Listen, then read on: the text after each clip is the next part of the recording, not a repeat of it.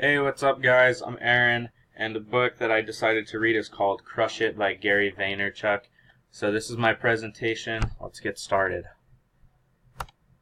So the book talks about how you can turn your passion into a business, which is really similar to what we've been talking about in class.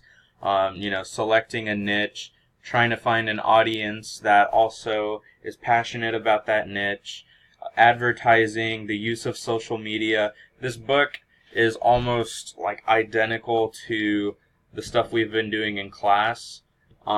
It's really just a step-by-step on how to turn your passion into a business. One of the things he talked about in this book was how, as a kid, he loved baseball. And so one of the things that he did was he bought a bunch of baseball cards, and his mom would drive him to the mall to buy, sell, and trade different cards.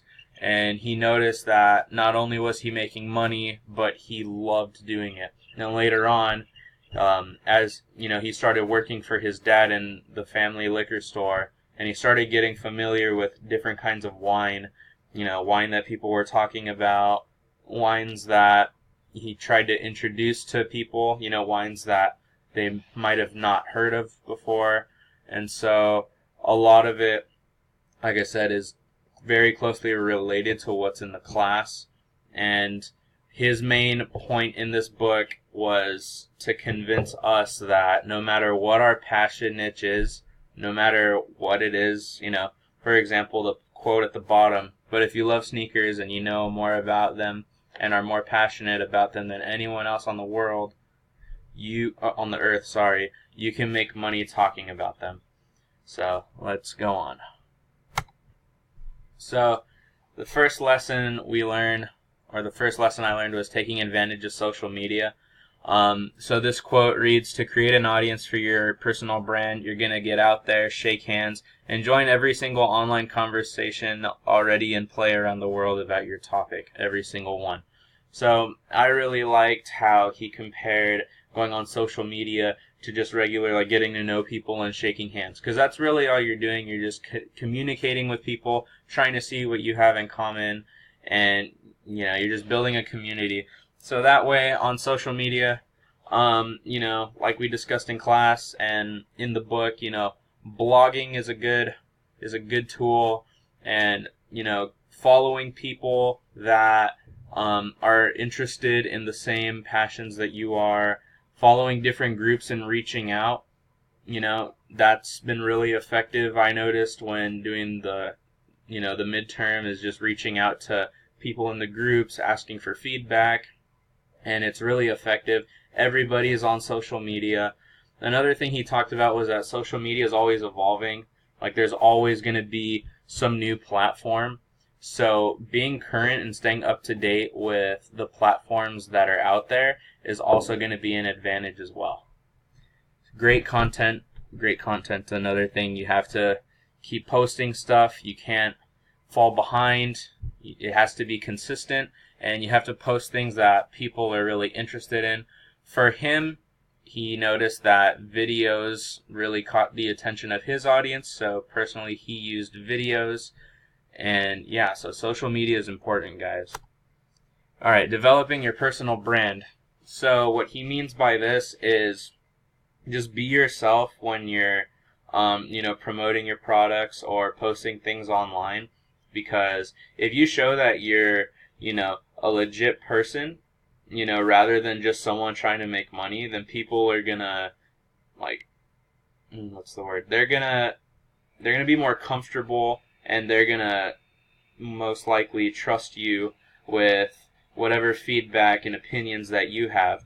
So if you're passionate about shoes, like he said, if you're a sneakerhead that knows when the newest Jordans are coming out, or keeps up with the Yeezys and all these different types of popular shoes, if you're on forums or if you're on social media showing that you really are passionate about this, then people are gonna you're gonna come in contact with multiple people, and it's gonna be easier to reach out and build a community. Another thing he pointed out was to be different. If you're different, people like different. Like, being the same is boring. So if you can present something that's different and interesting, then more people are gonna, you're gonna grab the attention of more people. So be yourself, be different, and yeah, just make sure you know what you're talking about. Alright, so the third one is that it's hard work. It really is hard work. And one of the things that he mentioned is that starting a business could be stressful, but if you're doing something that you're passionate about, for example, sneakers, if you're really passionate about sneakers, it's not going to be that hard if it's something you really enjoy doing. So as long as you keep reminding yourself, like, hey, this is what I love to do, I'm doing what I want to do, it's going to be that much easier. And the hard work, that all goes back to social media as well. Like, you have to be consistent with your social media posts. You have to continually reach out to people and ask for their feedback, updating products, keeping up with your website. He mentioned customer service. Customer service is another one. One of the examples was there was a lady that bought a case of wine off of him for a Christmas party, I think it was. And it was the day before the Christmas party, and she had still not gotten her case of wine. And so he decided to get the case of wine and drive 6 hours to where she was to ensure that, she got her wine on time. So, being the owner of a business and keeping up with everything, you have multiple things you have to manage. You have to manage family life, personal life, hobbies, your business. It's just a lot of hard work, but if it's something that you're really passionate about, then you can for sure do it. So the principles in this book that are related to what I'm doing, I've been on Facebook a lot. I don't really like Facebook, but it's something that, there's a lot of people on Facebook, and the amount of groups that are on there and the communities, there's so many to choose from. And so the groups I found are really useful because, there's, like, let's say, for example, the whole classic rock t-shirt thing. So I'll join a group that is based on classic rock, and I'll see posts about Led Zeppelin, Jimi Hendrix, things like that. But then you have other people that are interested in the same genre, but maybe know about other groups or musicians that we might not know about. And so not only are you getting feedback and things like that from this community, but you're also learning as you go, and it gives you ideas on, like, what you can post and research. And so, posting videos and songs, that's another thing I've really been doing. So I really enjoy rock music, and so if there's a song that I just have stuck in my head during the week, or if it's on my playlist, I will post a link to that song on my Facebook, or I'll post a music video. Music videos have been good too. But also, not just Facebook, but Instagram as well. So using the hashtags, the relevant hashtags, that draws in more people. Following people, and commenting on their posts that are related to rock, that's been super useful for me. So yeah, a lot of this stuff in the book that we've covered really relates to what I'm doing as far as social media and trying to stay on top of everything, just trying to stay consistent. So changes in my business idea, like I mentioned, I really like rock music, but you can really learn a lot from the people online. Like, one of the guys that are in the group responded to my post asking for feedback and opinions on the shirts, and he said, oh, hey, you should make shirts based on this group and that group, groups that many people don't really know about. That way you can kind of introduce them, the underrated artists, the ones that don't get that much credit. And I thought that was a good idea because, not only will I be introducing other people to these new artists, but it's something different.